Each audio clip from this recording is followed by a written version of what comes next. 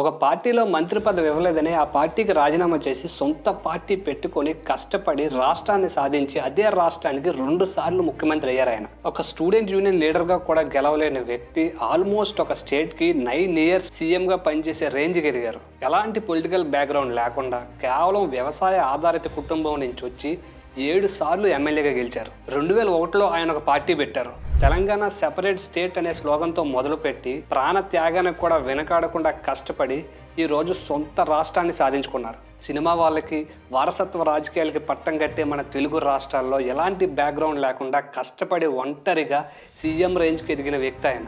Regional పార్టీగా ఉన్న TRS పార్టీని బీఆర్ఎస్గా మార్చి నేషనల్ లీడర్గా పేరు తెచ్చుకున్న వ్యక్తి. ఒక స్టూడెంట్ లీడర్ నుంచి ఎమ్మెల్యేగా, ఎమ్మెల్యే నుంచి మినిస్టర్గా, మినిస్టర్ నుంచి సీఎంగా, సీఎం నుంచి పీఎంగా కూడా అవ్వాలనుకున్న వ్యక్తి ఆయన. ఆయనే కల్వకుంట్ల చంద్రశేఖరరావు, కేసీఆర్. ఆయన పెట్టిన పార్టీయే తెలంగాణ రాష్ట్ర సమితి. అదే ఇప్పుడు బీఆర్ఎస్, భారతీయ రాష్ట్ర సమితి. అందరూ రాజకీయాల నుంచి ప్రజల దగ్గరికి వెళ్తే ఆయన ప్రజల దగ్గర నుంచి రాజకీయాల్లోకి వచ్చారు.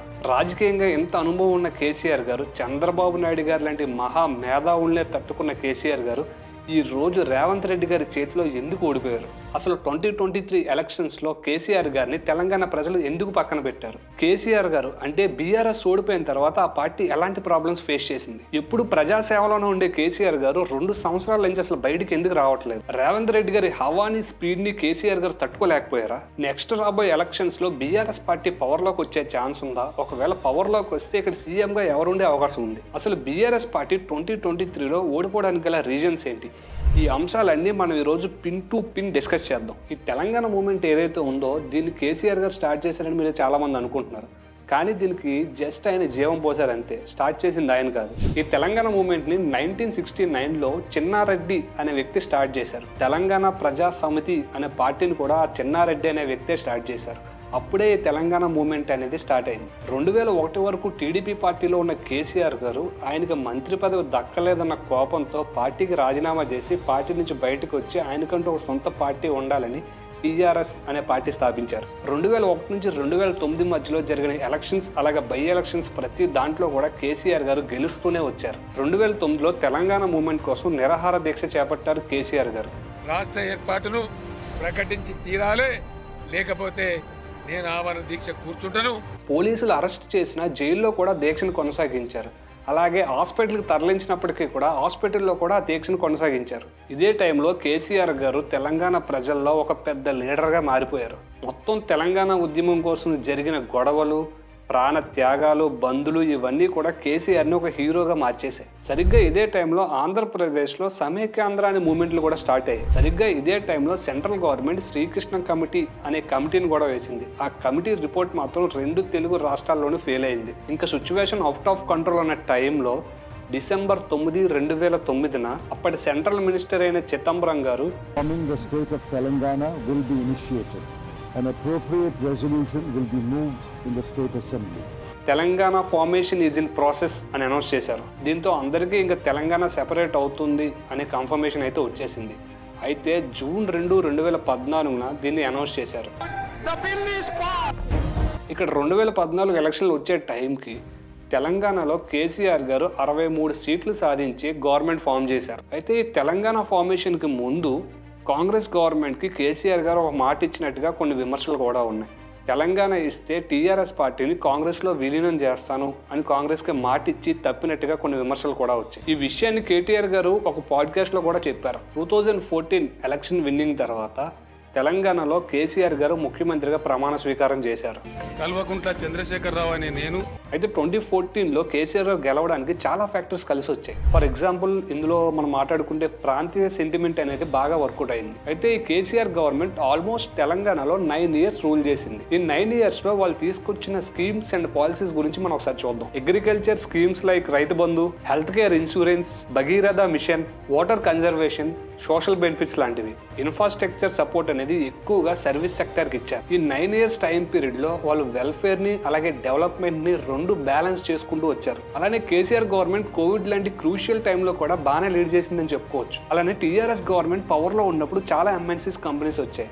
Example Google, Amazon. అలాగే ఫార్మసీకి కూడా చాలా ఇంపార్టెన్స్ ఇచ్చారు. అలానే ఇంకొక పక్క ప్రతిపక్షాలు చేసే విమర్శలు తట్టుకొని ఆల్మోస్ట్ నాన్ స్టాప్ గా 9 years రూల్ చేశారు. ఇదే టైంలో చాలా సార్లు అవసరం వచ్చినప్పుడు సెంట్రల్ గవర్నమెంట్ ని కూడా క్రిటిసైజ్ చేసేవాళ్ళు. ఈ 9 years టైంలో కేసీఆర్ గారు కొడుకు కేటీఆర్ గారు కూడా ఫామ్ లోకి వచ్చారు. ఈ టైం పీరియడ్ లోనే ఆయనకంటూ ప్రజల్లో ఒక పట్టు సాధించారు కేటీఆర్ గారు, మెయిన్ గా యంగర్ జనరేషన్స్ లో. అలానే ఇదే టైంలో బీఆర్ఎస్ గవర్నమెంట్ గుజరాత్ మోడల్ ని క్రిటిసైజ్ చేస్తూ హైదరాబాద్ ని బాగా ప్రమోట్ చేసేవాళ్ళు. అలానే 2022లో టీఆర్ఎస్ గా ఉన్న పార్టీని బీఆర్ఎస్ గా మార్చి కేంద్రంలో కూడా పట్టు సాధించాలని ప్రయత్నాలు చేశారు కేసీఆర్ గారు.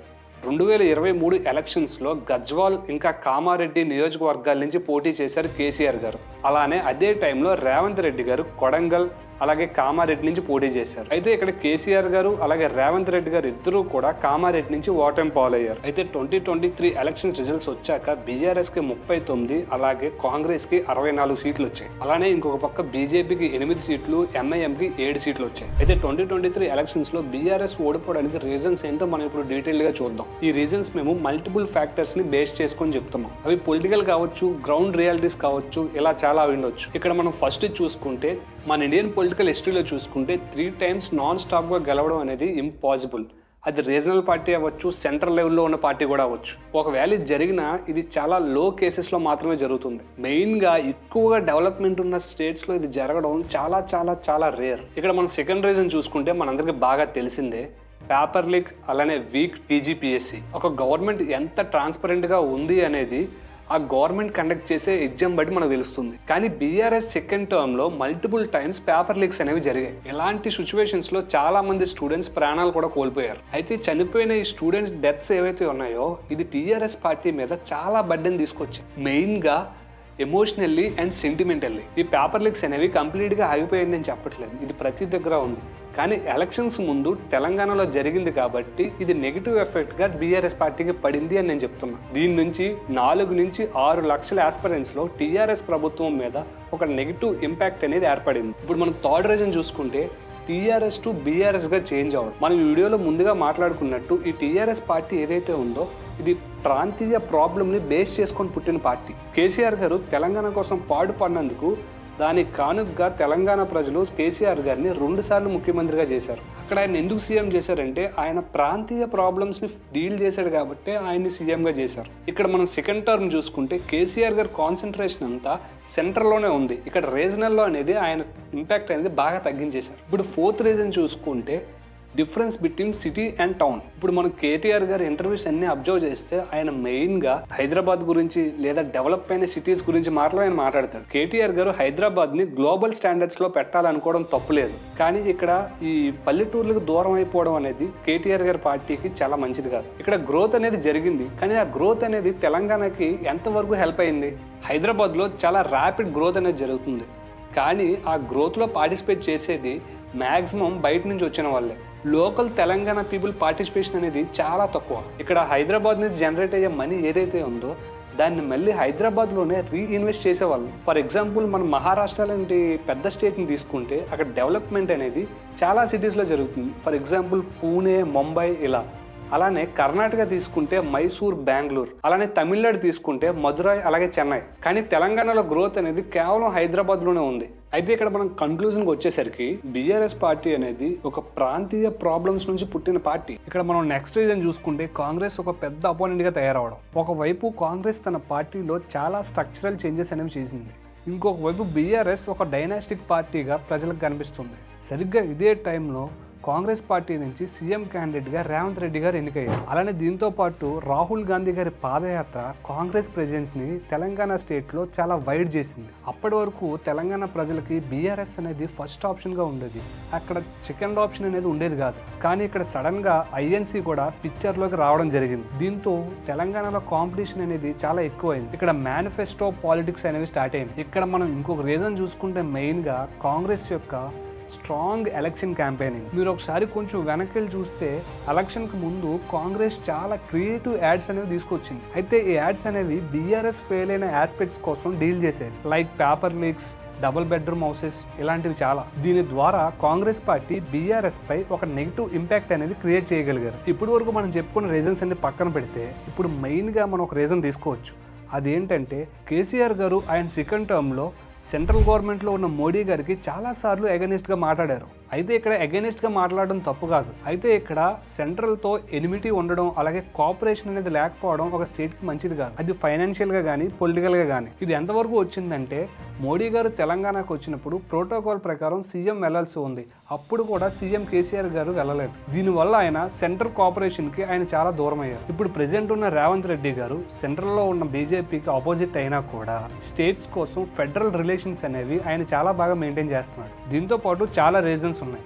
కరప్షన్ అవ్వచ్చు, వెల్ఫేర్ మెకానిజం ఫెయిల్ అవడం అవ్వచ్చు, ప్రాజెక్ట్ డీలింగ్స్ కూడా కావచ్చు. ఇప్పటి వరకు మనం మాట్లాడుకున్నవన్నీ బీఆర్ఎస్ ఓడిపోవడానికి కొన్ని రీజన్స్ మాత్రమే. మీకు తెలిసిన రీజన్స్ ఏమంటే కింద కమెంట్ బాక్స్ లో చెప్పండి. ఏ రోజైతే కేసీఆర్ గారు ప్రాంతీయ ప్రాబ్లమ్స్ ని పక్కన పెట్టారో ఆ రోజే ఆయన ఓటమి అనేది స్టార్ట్ అయింది. అయితే ఇక్కడ మనం చూసుకుంటే 2023లో కేసీఆర్ గారు గెలిచిన వెంటనే టీఆర్ఎస్ పార్టీని బీఆర్ఎస్ పెట్టుంటే అదొక స్ట్రాటజిక్ మూవ్ గా ఉండేది. ఎలక్షన్ కి 1 year ముందు చేయడం వల్ల ప్రజల్లో దానికంటూ ఒక కన్ఫ్యూజన్ స్టేట్ ని క్రియేట్ చేసింది. అయితే నెక్స్ట్ వచ్చే 2028 ఎలక్షన్స్ లో బీఆర్ఎస్ గెలుస్తుందా లేదా అని చెప్పాలంటే మనం కొన్ని సంవత్సరాలు వేచి చూడాల్సి ఉంది. ఒక ఎలక్షన్ గెలవడం లేదా ఓడిపోవడం అనేది చాలా ఫ్యాక్టర్స్ మీద డిపెండ్ అయి ఉంటుంది. ఫర్ ఎగ్జాంపుల్ 2023లో చాలా మంది బీఆర్ఎస్ గెలుస్తుంది అనుకున్నారు. కానీ ఎలక్షన్స్ కి కొన్ని మంత్స్ ముందే మొత్తం అంతా కాంగ్రెస్ కి అడ్వాంటేజ్ గా మారిపోయింది. అయితే ఇక్కడ మళ్ళీ ఎప్పుడైతే బీఆర్ఎస్ పార్టీ రీజనల్ ప్రాబ్లమ్స్ మీద మాట్లాడుతుందో, ఒకప్పటి తెలంగాణ రాష్ట్ర సమితిలా బిహేవ్ చేస్తుందో, ఇప్పుడు మళ్ళీ ఈ ఫ్యాక్టర్స్ అన్ని బీఆర్ఎస్ వైపు తిప్పుకోగలుగుతారు. సో అది అవుతుందా లేదా అనేది మనం చెప్పలేం. అయితే ఇక్కడ మీ ఒపీనియన్ కింద కమెంట్ బాక్స్ లో చెప్పండి. 2028లో తెలంగాణలో ఏ గవర్నమెంట్ వస్తుంది అని. అది రేవంత్ రెడ్డి గవర్నమెంటా